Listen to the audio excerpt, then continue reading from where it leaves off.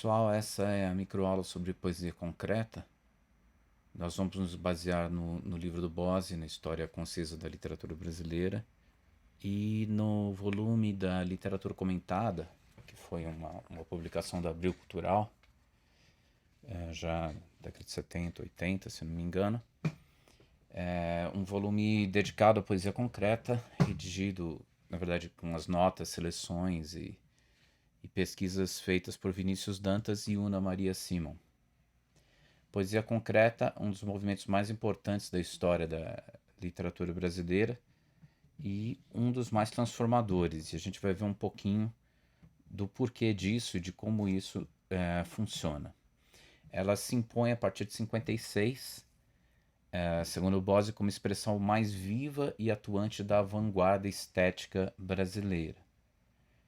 Então foi realmente um movimento bastante inovador de vários pontos de vista, principalmente do ponto de vista formal, um movimento bastante inquietante, e veio mudar até a concepção de verso, a concepção de poesia, e tem como seus três principais nomes Haroldo de Campos, Augusto de Campos, os irmãos Campos, e mais o Décio Pinhatari.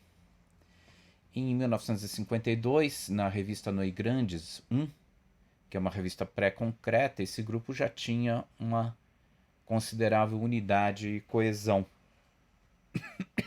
Inicialmente é um grupo que se ligou ao formalismo de 45, ou seja, que ficou preocupado com questões formais da poesia, como ficaram os poetas da fase 45 e pós-45, e até um pouco antes, na poesia brasileira. Tinha como características preciosismo verbal, ou seja, uma pesquisa vocabular bastante bem feita, uso dos métodos tradicionais nesse primeiro momento e uma imagética frondosa, ou seja, muitas imagens, um uso muito bem articulado e muito rico das imagens. A desenvoltura da poesia era irônica, ou seja, não era necessariamente uma poesia de grandes afirmações peremptórias, era uma poesia que brincava, era uma poesia que colocava contradições para que fossem sacadas pelo leitor. E também é uma poesia pioneira no trato de temas eróticos. Isso é muito interessante também da poesia concreta. A partir da revista Noi Grandes 2, Noi Grandes tá errado aqui na projeção, se abandonou o verso. Ou seja, o que é o verso na poesia? Quando a gente pensa poesia, normalmente a primeira grande diferença que a gente faz entre a poesia e a prosa, pelo menos no senso comum, é que a prosa respeita parágrafo, ponto final, frases no mesmo parágrafo, ponto de exclamação, e aí passa-se para uma outra linha quando você muda de parágrafo, e assim vai. Na poesia, esses recortes de linha para linha são mais livres. Então, não necessariamente você precisa terminar a frase ou terminar aquilo que você está dizendo para colocar um ponto final e partir para um novo parágrafo ou algo similar a isso.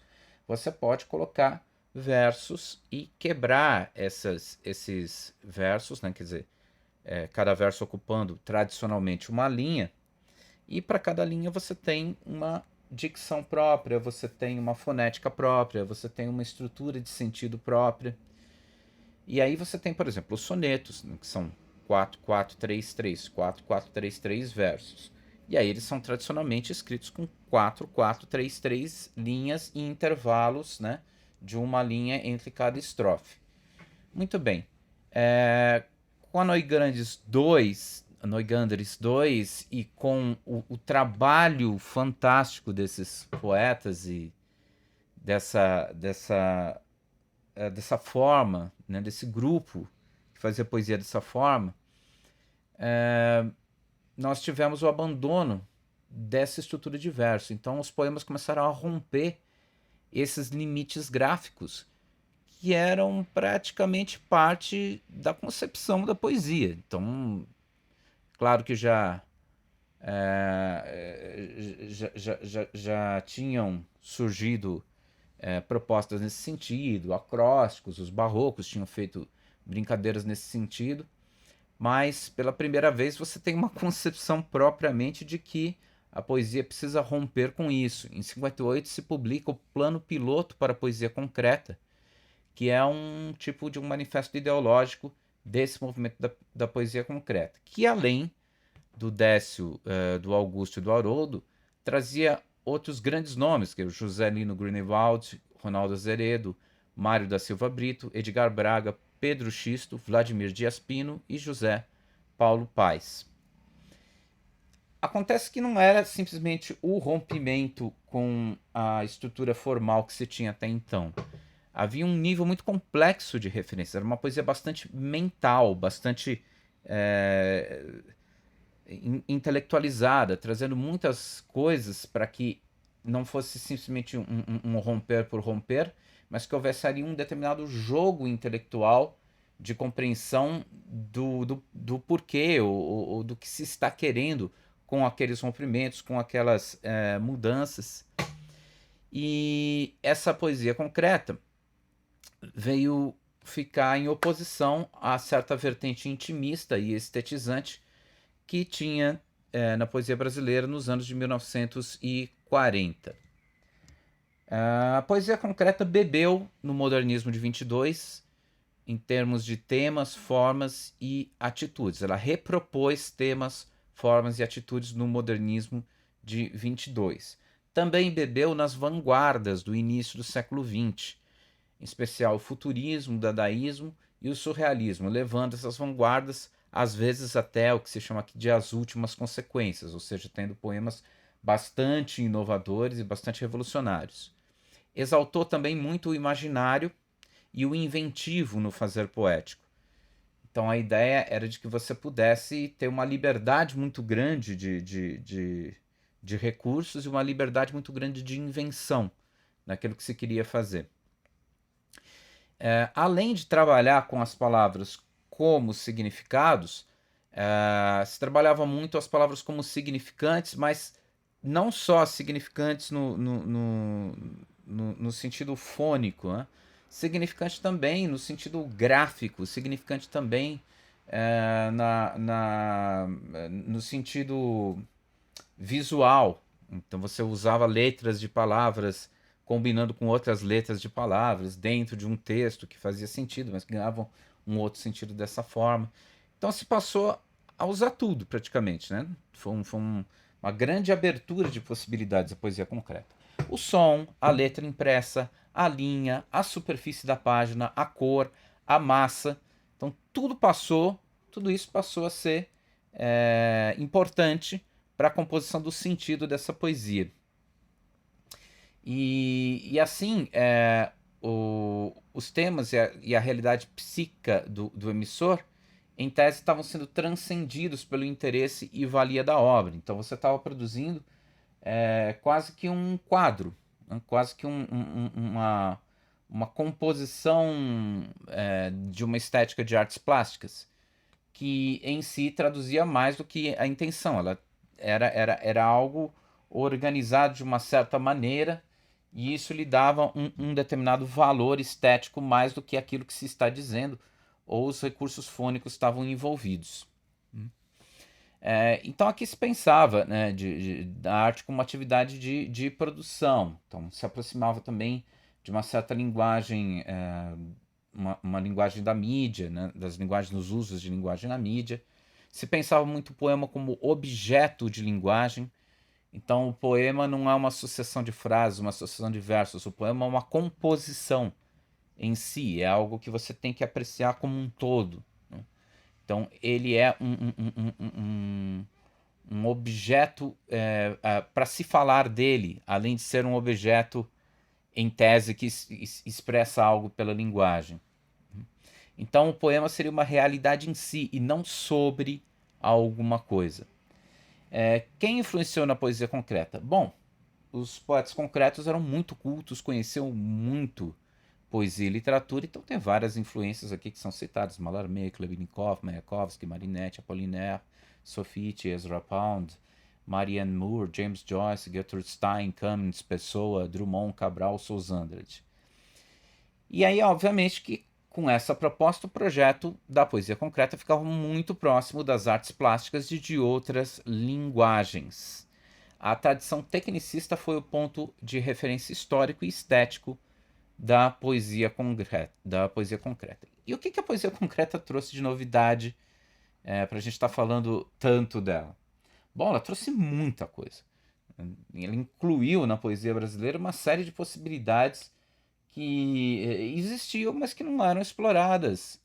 E, de repente, se tornaram um material de produção poética. Então, ideogramas, polissemia, trocadilhos, nonsense, atomização das partes de discurso. Então, você às vezes separava palavras do resto da frase, às vezes sílabas do resto da palavra, às vezes letras das sílabas, justaposição, redistribuição de elementos, ruptura sintática da proposição, substantivos concretos, neologismos, tecnicismos, estrangeirismos, siglas, termos plurilíngues, desintegração do sintagma nos morfemas, separação de prefixos, radicais e sufixos. Então você tem um trabalho mórfico muito interessante na poesia concreta, aliterações, assonâncias, rimas internas, homeoteleutos, né?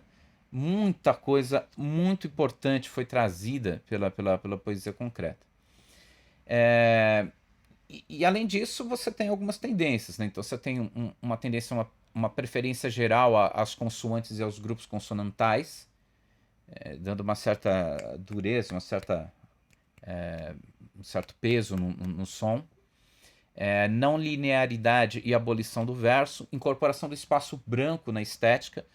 Então o poema não é só o que está escrito, ele é também o espaço branco, a decisão de espaço que eu tenho entre o escrito e não escrito, ausência de sinais de pontuação, constelações, sintaxe gráfica, substituição da estrutura física por substituição da estrutura frásica por estruturas nominais. Então você está trocando frases por palavras concretas, destacadas, atomizadas. Configuração espacial das estruturas nominais, quer dizer, você não está colocando a palavra em qualquer lugar, você está compondo ela e construindo um desenho, fazendo um caligrama, pensando em alguma coisa, né? Paronomásias, paragramas. Tudo isso foi trazido já existia, claro, todos esses recursos já existiam, mas a poesia concreta condensou e transformou isso num modo de fazer poesia. A teoria da poesia concreta se aproxima dos estudos antropológicos e estruturalistas. Então, grande quantidade de inovações estéticas foram apresentadas pela poesia concreta e as possibilidades de expressão via palavra e linguagem ficaram muito amplificadas. Ao mesmo tempo que a gente pode dizer isso, existem críticas à poesia concreta. Primeiro, uma das primeiras críticas é uma atitude rija e unilateral. Ou seja, a poesia concreta é muito matemática, ela é muito cerebral, ela é muito uma construção de possibilidades intelectuais, e ela é menos emoção, ela é menos ela é menos coloquialidade, ela é menos musicalidade, né? Ela tem um viés que se encaminha para um modo de fazer poesia que é diferente do que se conhecia até então, mas que também faz as suas escolhas em termos estéticos, ou seja, é com isso que a poesia concreta é mental, ela é visual, ela tem uma preocupação muitas vezes muito forte com a estrutura, e aí ela abandona um pouco o improviso, a poesia menos preocupada com a estrutura, a poesia mais preocupada com o interesse da palavra em si, com a perspectiva coloquial, com a musicalidade da linguagem. Então, se afastando da coloquialidade, né, essa poesia teve dificuldade de entrar, e sendo uma poesia intelectualmente muito potente, ela teve dificuldade de entrar no público geral. Ele teve dificuldade desse diálogo com o público de poesia menos intelectualizado. E aí a penetração dela e a possibilidade dela gerar uma crítica social. Ela tem críticas sociais, obviamente, mas essa possibilidade de gerar essa crítica atingir um número considerável de pessoas ficou comprometida em função disso. Aqui alguns poemas da poesia concreta, o primeiro do Augusto de Campos, que eu retirei justamente desse livro, ficou um pouco torto aqui, né, um pouco mal xerocado, mas dá para perceber aqui, né, você tem a palavra lixo escrita com várias vezes a palavra luxo, né? Então você tem a mudança de uma letra, às vezes para uma pessoa menos atenta ela pode nem perceber isso, mas aí você tem uma brincadeira com dois conceitos, né? Que é o conceito de luxo, né? De algo elevado, de algo caro, enfim, e o conceito de lixo, que é algo que é o dejeto, é algo para se recusar, é algo que não tem valor. Então você tem uma montanha de luxo formando um grande lixo aí no poema do Augusto de Campos. É muito interessante também você verificar que a forma como se escreve é bem interessante. O lixo tá bem quadradinho, né? As letras estão bem quadradinhas, sem grandes mudanças gráficas na letra, né? Digamos assim, se eu enxergasse isso de longe, eu veria só uma palavra lixo em formas bem matemáticas. E o luxo tá com uma letra toda caprichada, alguma cor em cima, preto em cima, branco embaixo, né? Com uma grafia um pouco mais luxuosa. Isso também faz parte das escolhas do poema. E aqui outro poema do Décio Pinatari, só para a gente fechar. Um movimento compondo além da nuvem um campo de combate. Miragem ira de um horizonte puro num momento vivo. Então aqui você tem no conteúdo você tem alguém você está pensando em alguma coisa como mirar, olhar. Você tem o seu olhar direcionado por esse conteúdo. E curiosamente, aqui você vê que pela letra M, né, você tem uma sequência de M's aqui, né, como se você tivesse uma mira mesmo, né? Como se você estivesse direcionando, tivesse um caminho mais ou menos fechado ali, e aí você fosse compondo esse poema em torno dessa linha de M's que aí aparece, formando essa direcionalidade que é citada no próprio conteúdo do poema. Bom, enfim, é um pouco isso que eu queria falar. Claro, meus erros aqui de fala e tudo vão ficar gravados aqui. Eu não vou fazer edição desse vídeo, porque é um vídeo mais de apresentação.